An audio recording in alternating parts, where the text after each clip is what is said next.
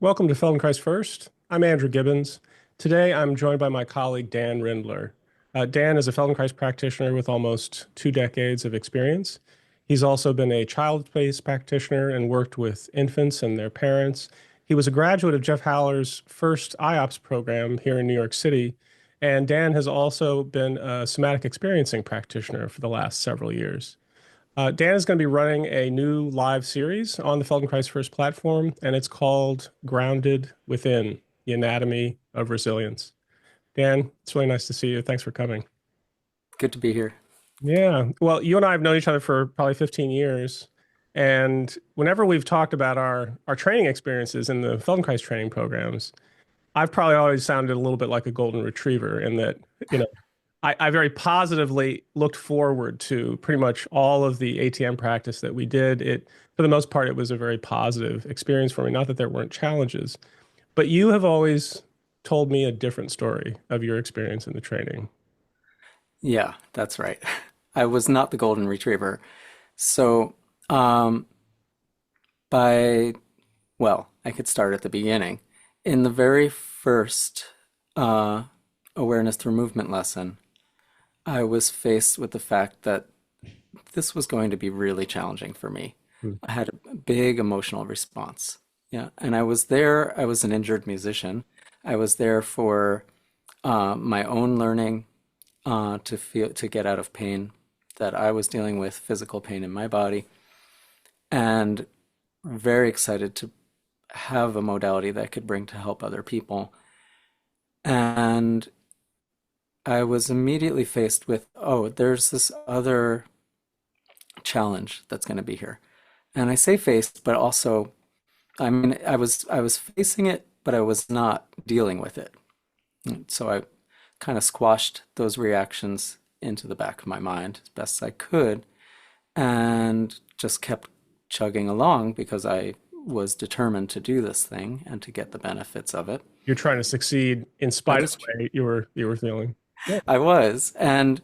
Uh, and in trying to succeed and ignoring a large chunk of my own experience, I created a kind of pressure cooker inside, uh, so that by the third day of my training, as I was getting ready in the morning at home, I had a panic attack. It was the first time I'd experienced something like that in my life, and I did not know what was happening. It was intensely uncomfortable, and and I did not know what to do with that. Um, and so I tried a similar approach. I told somebody about it in the training, but otherwise I kind of squashed it. Right? I went with some advice I received of like, you're telling yourself a story about the past, but that's the past. It isn't now, which could could have been in some other context, good advice, but in that moment was another way for me to say, this isn't happening. Right. When there was a part of my nervous system that felt in that present moment very much like this was happening. And so it wasn't quite enough, or even was the just not the right approach for me in that moment. And so then what ended up happening for me is that I went through quite a lot of the training, never knowing if I was going to have a great weekend where I felt more coordinated and sort of cohesive and settled and grounded as a person, or if I was going to be sort of spiraling away towards panic or difficult responses like that. Yeah. And so Yeah. when you look back and it's how long was it, when did you graduate from your training back in Oh, 2006. So yeah, 2006? It's, almost, yeah, 20, 19 years. yeah. Um, and you think back, what have you learned along the way about how anxiety or frustration or the emotional layer of experience, which is part of awareness and movement. It's in the practice. Different teachers teach in different with different kinds of emphases. How are you going to teach the series you're going to teach? What's the frame that you're going to provide for students in this particular series? Yeah, I'm looking to create quite a strong frame, actually, quite a a fortress, if you will, of protection for people who, for any reason, if it's anxiety like I was dealing with, or chronic pain, difficult past experiences, difficult emotional responses that come up when they pay attention to their body. I'm looking to use all of my training and my own personal experience, my experience with my clients, to create this container where the pacing is really more suited to folks who need time for processing and maybe need time for distraction to just get away from sensing their body for a while, Mhm. which is not often a part of traditional awareness through movement classes. Um, the movement content itself is designed to be uh, grounding, settling, and of course, that's potentially grounding and settling. The movement content in my training, where I had the panic attack, was intended to be, for the most part, settling. But I'm going to be talking to people about what can they do when they start to sense these indicators that this one isn't is providing some challenge for them. Yeah. You've Yeah. often described in conversations we've had over the years about how the expectations that you may have had going in, or that were set up even by, of course, the teachers will help set up expectations of what can you look for, Hmm. or what are sort of the signals of what's improvement versus what to avoid. Um, You've often talked about that one of the more sort of grounding and useful movement or coordination qualities was the ability to pay attention to how the forces that we generate when we move, paying attention to how they really travel through the body. And an example of, pushing the foot in order to roll to one side when you're on your back, and that particular style of attention on something physical, that for you was actually a positive, Yeah. really a real change in, oh, this is something I can attend to that that really helps me navigate. Yes. Yeah. For me, uh, tuning into the ground, tuning into my connection to the ground, and how that was providing a certain potential for movement through my skeleton was a really strong pathway for finding a sense of safety in my body, or safety in tuning into my body, Hmm. where I wasn't where I had a lot more capacity to tune in and not be concerned about what if what if this time is difficult, right? Now, um, not everyone finds that those two are their way in, and so I'm supporting folks to find their pathway uh, to feeling safe, to finding the signals of safety that are kind of like that are already there, and that they can nurture, or kind of they can they can nurture like embers as you're starting a campfire. Yeah. Yeah, that that there's something there already, but it's, now I'm going to mix metaphors, that it's like they're like the quiet kids in the classroom that are just getting their stuff done, and they almost don't get noticed by the teacher because there are some no, there are some real challenging, noisy kids that are pulling almost all the attention and all the capacity the teacher has for noticing and taking care of things. Yeah. Yeah, and so we're looking for, where are these sort of second stories in the body that point the nervous system uh, towards a sense of being safer.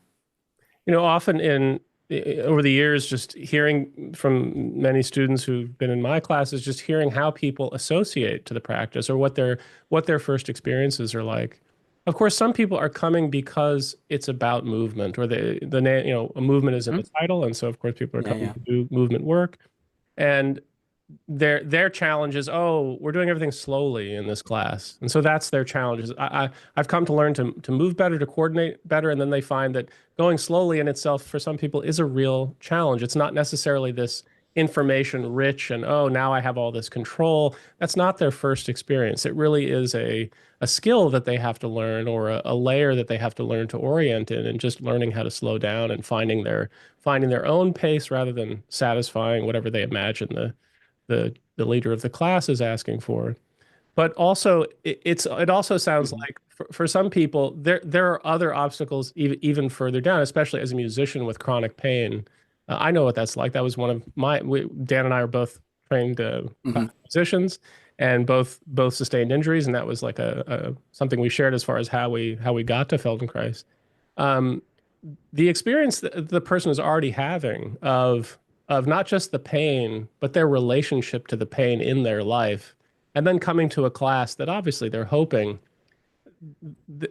for a positive experience. That can already set up a kind of an expectation that you know that populates the Uh-huh. landscape a little bit with things that actually add to the problem rather than calm it down. Can you talk a little bit about just what is the landscape? What are some of the signals that people can learn to associate to that they're starting to have frustration, or they're starting to have some of the more negative emotional experiences in classes, and how they can Mhm. use those signals to then begin to navigate better? Yeah. So I there that's a long list, right? And in some ways of course that's very personal. But in my let's look at my experience in the training program. So in that first day or in that first hour when I was struggling, I know that I was feeling first of all a sort of overall agitation, like an impulse to get up and move. Mm, Right, which is maybe what some people who would say, like, I don't have any of this stuff that Dan is talking about, but I have this, I just hate going slow. mm, Right? They might have some of that actually happening under their radar or something. Then then there were more specific things that are sort of iconic that I had that many people will have. So uh, some rumbling in my digestive system, right? It's something in my gut that didn't feel settled, um, or a tightness in my chest, or something in my shoulders towards shrugging, uh, or towards rounding, maybe. Yeah. Um, um, or a sort of sometimes a little like trembling feeling or a twitchy feeling. The twitchiness is maybe a little more of like, I need to right. make something happen. It's not a Right? calming, soothing energy going No. on. It's more like, I need to get up, I need to move, I need to get out. Right. But and so of course people could have a million and one other possible things. Their left pinky toe tingles. It could be so many things because there are sensations that we want to ignore or that we deem are ill fit or wrong for this for what's happening. Yeah, Right. what is the difference between, or how does a person sort of learn to reframe? Because certainly, Mhm. I often don't experience, I don't have this experience that you're describing usually. And it's not because I'm perfect. I have other negative, my back feels stiffer today, or, oh, Uh-huh. that hip problem is sort of resurfacing, and I've clearly Yeah. stopped paying attention to it, blah, blah, blah. But how does Uh-huh. a person go from simply noticing this noise and feeling disoriented in it, Yeah. or triggered by it, or scared, or the anxiety level rising because of that, like what is it, the class is going on, here I am in this class supposed to be doing better, Hmm. the whole expectation problem. How does a person go from that? What's it like a few years later, where you have persisted in the practice, you have Hmm. learned to make friends, you have learned to make friends with the practice, so to speak. You have learned to navigate a little better. What is it that you're doing differently, and what is it that what are you accepting? What is the sort of Hmm. the mode of acceptance that allows that to improve? Yeah. Yeah. So what I'm going to preface this by saying what myself and everyone who's going through that in a way that feels very intense Mm, would like to hear, I think, is that there's an off switch and it goes away. right. I would love to provide that for people, but I don't think that that actually is what we get or what most of us get. Um, So for someone who hasn't done the method, I'm going to invite them to just try something right now for 3 seconds. That's not the Feldenkrais method, but that gives a flavor of what you can find in a richer way in the method. So if you scan your body right now for the most neutral sensation you can find, it might be, oh, I have elbows that are just feeling like elbows, or my ear, I know I have ears. I have enough sense of my ears that I know they're there. There's nothing happening. There's no tension. Just a calm regard that you have for They're just ears, that point. right? So if you can find a part of your body that feels absolutely neutral, that's the sort of baseline beginning of finding single signals in the body that point your nervous system towards your current safety level. It sort of gives you like Yeah. a lantern in the storm, like the Yes. place where Yes. things are And right. so then even as the other alert signals are going off in my belly or in my shoulders, I can say yes, and I also can feel that my ears feel like ears. Mhm. And that not that over here there's not a storm happening. And when I can do that, and then so in practicing Feldenkrais method, and as we go through the arc of working on this, we can begin to feel many possibilities for that in the body and in the body and movement, where we learn the ways that we feel well organized or cohesive or strong, powerful, that give us a second, third, or maybe even sometimes slips into first story of what of assessing where we're at in that moment for Mhm. that part of our nervous system that feels like the scary thing is happening in this moment, even though we know it's rationally, we know it's not. Right. Hmm. Do you see some, I mean, there's like a corollary that I can see as a awareness through movement teacher. You know, we often talk about in the biomechanical layer of the Hmm. sessions. There's this idea that part of what happens when you improve the quality of a coordination is that you spread the effort, you distribute Yeah. effort that you make more evenly, or more proportionally. In other words, the big muscles do the big work, the small muscles do the small work. And the way Yeah. that feels is usually much smoother. Whereas compared to the way you might typically, or when you first are asked to make an action, you tend to concentrate the effort in one place more than any other. And that may be your way of identifying I'm starting the movement. And anyway, you're given a different model. Do you see some corollary between that and the way that a person can see a certain a neutral connection with some aspect of their body as compared Yeah. to the other areas that are more lit up or more, I'm concerned about that, or and then learning to literally spread that neutral quality more evenly. Do you Yeah. kind of see that as a corollary skill that's going on in the way they use their attention? In Yeah, I love that. So if you think about the my idea of the noisy kid in the classroom pulling all of the attention, right. right? So there's that tight feeling in my chest, pulling my attention to my whole semi-conscious assessment of my level of safety right now. And when I'm spreading my attention in that way, then yes, then I'm noticing more of myself and I'm actually getting a much more accurate picture of where I'm at. Um, yeah. The other thing that can come with that, another way of it spreading is that it can become not this is who I am. I am freaking out Mm, to this is a response I'm having. right. I'm having a freaked out response. And I can't, I find that many people need that sort of second story of safety in the body as part of building a container to be able to shift from I'm freaking out to, oh, I'm having a response that's kind of a freak out right now. Yeah.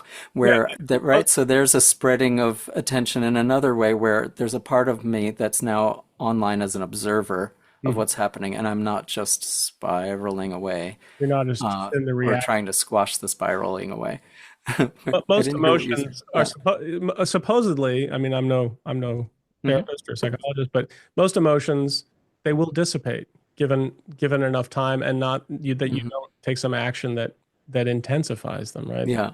I I am. remember listening to a meditation Uh-huh. teacher and just sort of describing the value of meditation and learning to inhibit in some, because in meditation you might be experiencing thoughts or certain times emotional things will phase through you, and the value of simply inhibiting and watching, which is a difficult skill to develop. And the teacher saying, well, you might want to think about the value of learning this skill as something to do with, think about if you're angry for 5 minutes, how much can happen or could derange life compared to if you were angry for 5 hours or 5 days. Like Sure. how many different, actions could be taken that, you wish you didn't hurl your computer across the room, or, on and on. Hmm.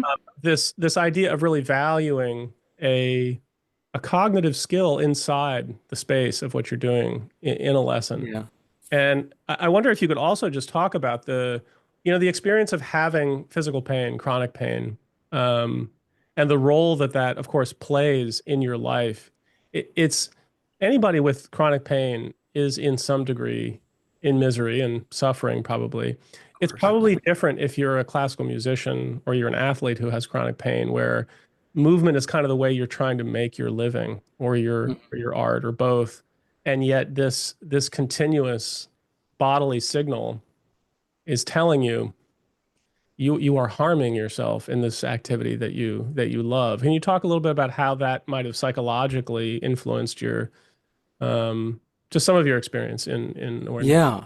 Yeah. how you Well, with the chronic? when people are in chronic pain, um, they tend to get into many of the patterns that we just talked about that we were framing around anxiety, Mm, right? They tend to end up hyper focused on those parts of their body that are in pain, and they tend to not even notice, though they often aren't even being so clear about the gradations of how much pain they're having, right. because it's just, oh my God, here it is again. Right. It's all the Hmm. focus or the concentration of attention is so much a part of it, which is kind of interesting because in Yeah. Feldenkrais, part of what you're learning to do is tap the intelligence of the network. You're learning that Hmm. the fact that your left ankle is like that, which you didn't necessarily wasn't in your radar screen. Your left ankle being that way, it has something to do with why that shoulder or that neck issue has been sustained Yes. for so long. Only it's very hard for you to know this because the location of the discomfort seems so obvious a thing to get your attention. Yes. Yeah. Yes. And so there can be that hyper focus on certain areas of the body and a missing of the areas that I was talking about that might be neutral or better than neutral, that right there's almost no bandwidth for those because the pain is kind of drowning them out. Hmm. And so but little by little one can learn to diffuse their attention and find these, and when that supports some reduction in pain, then of course that reinforces our ability to do that. Um, and then there's also that sort of this is who I am versus this is a response I'm having.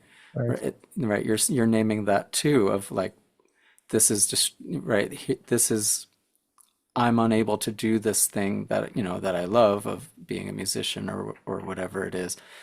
That there's a part of that we're turning in on ourself, right? That I've this is a failure on my part or something like that, Yeah.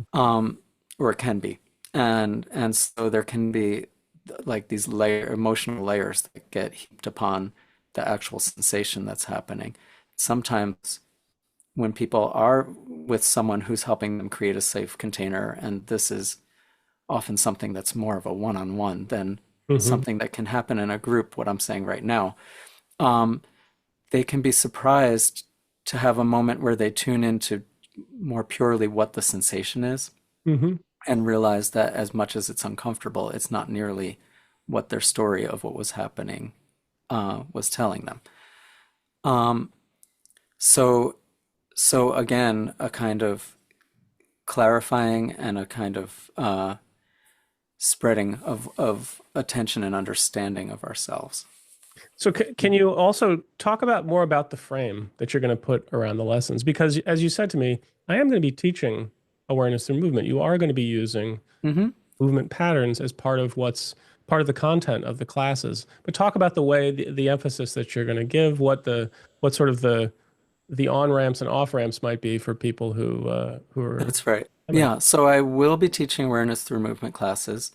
The most simple part of the container is that they're going to be shorter, Hmm. right? That for some people, an hour spent quietly introspective into their paying attention to the minutia of their body is too much.